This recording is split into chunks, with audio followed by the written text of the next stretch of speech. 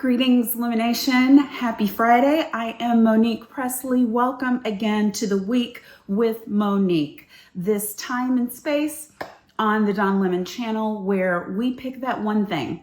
If we have to pick that one thing that you should pay attention to in the midst of all the news, all the noise, all the frankly mayhem that's going on in this country right now, here's the one thing that I'm asking you to highlight and pay attention to. If you don't know it, and if you can't tell by my blue, this month is Autism Awareness, Acceptance, Inclusion Month. This is the last official week, so the last Friday that I would have an opportunity to talk to you about that. And it's important every April and every other month of the year, certainly, but I am particularly wanting to highlight Autism Awareness, Acceptance, Inclusion this time because of statements, hideous, horrendous statements and planned actions that we're hearing about from the current administration and from the head of HHS. For those of you who don't know, autism is a neurological disorder that is marked by delay in speech and often marked by repetitive or idiopathic movements in younger children around the age of 2 is the earliest that there can be an official diagnosis. Right now, 1 in 31 children in the United States have been diagnosed with autism. It disproportionately affects boys more than girls, and we see it disproportionately affecting Black and Brown communities more than their white counterparts.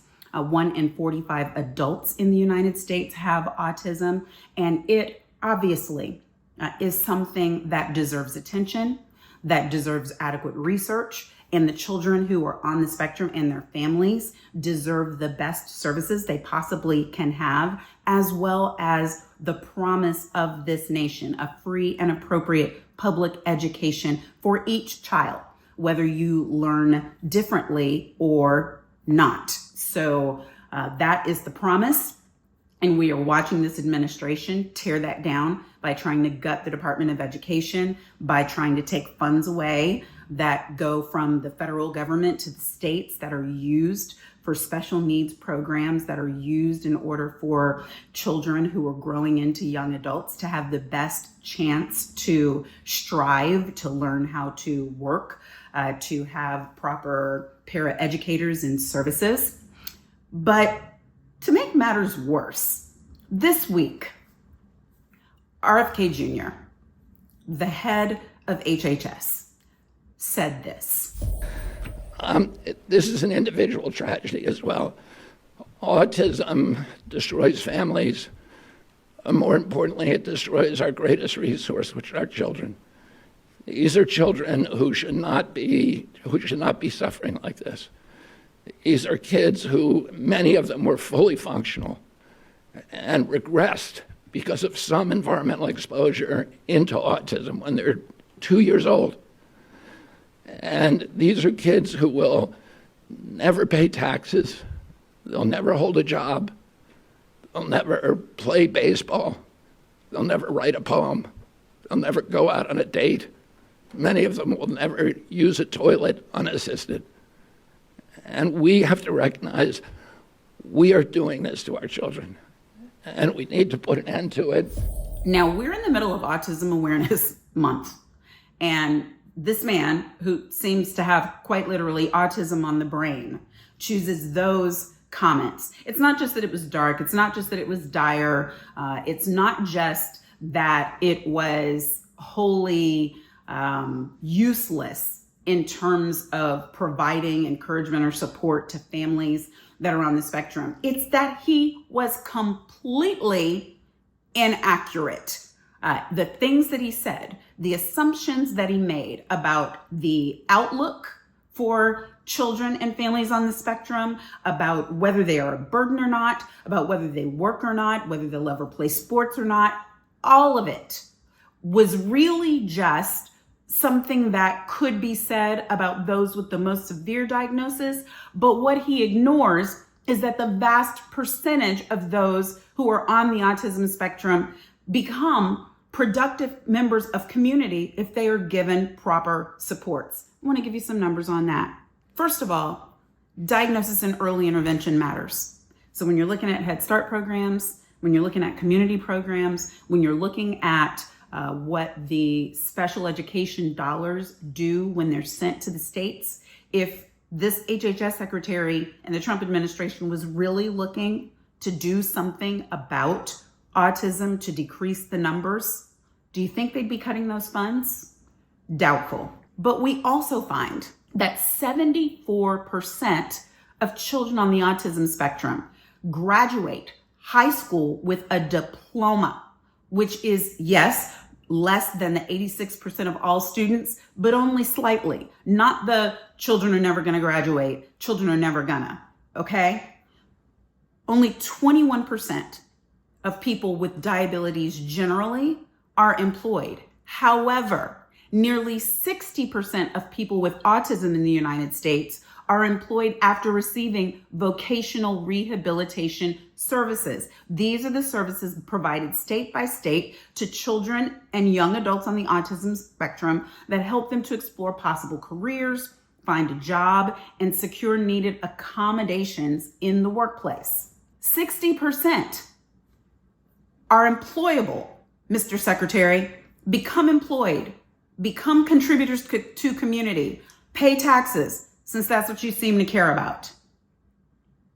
That's not the story that the head of the government services, the man who's in charge of Medicare, Medicaid, the CDC, the NIH, the one responsible for overseeing all of our health needs and concerns, he obviously has no clue what the current numbers are or what this community is actually about. It seems like perhaps he's never met a child on the spectrum like my own son.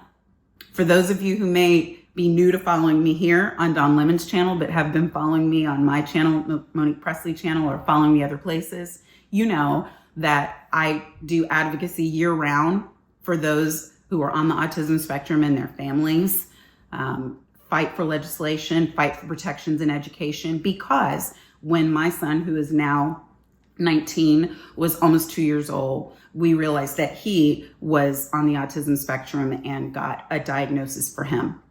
Unlike many parents who have to deal with this, I had a legal education, and so did his dad. We had means, we had family support. We were able to wrap our son with the best possible care to give the best possible outcomes right away.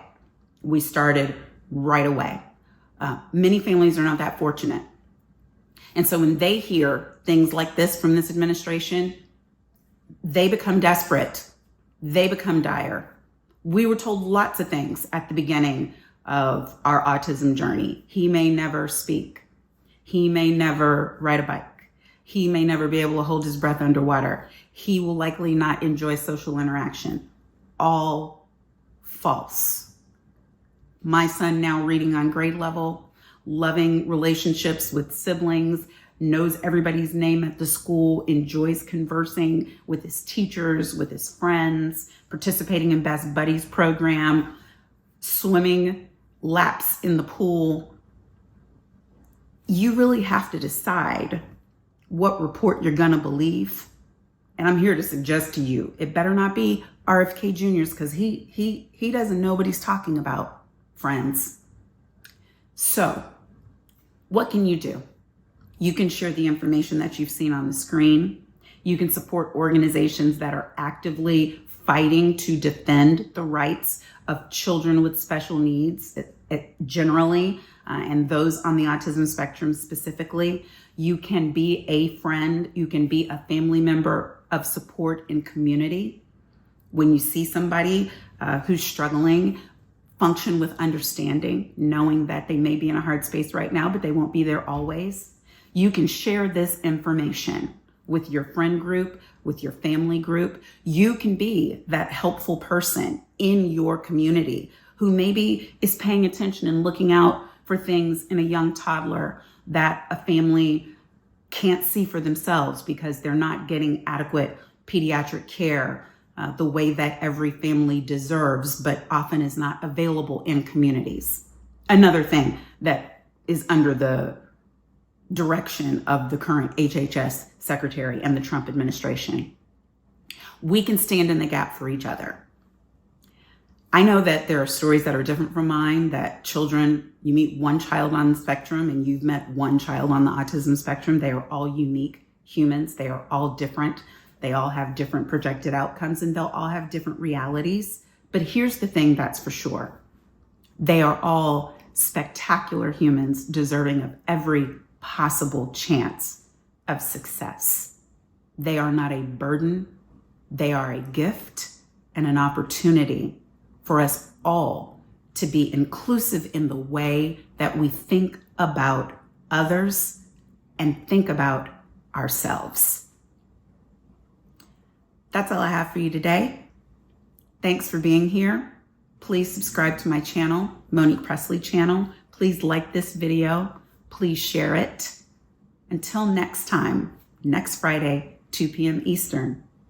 Stay safe out there. Thanks everyone for watching. Your support means the world to us. So make sure you hit the like button and you subscribe to our channel to make sure that you never ever miss a video. We're live every day, 10 a.m. Eastern time. We drop even more content at 2 p.m. Eastern and 5 p.m. Eastern. And if you want more Don Lemon Show content, we'd love for you to become a member of the Lemon community, where you will receive access to special community posts. You'll get exclusive content and members-only live shows. So head over to our channel page or click the join button on this video.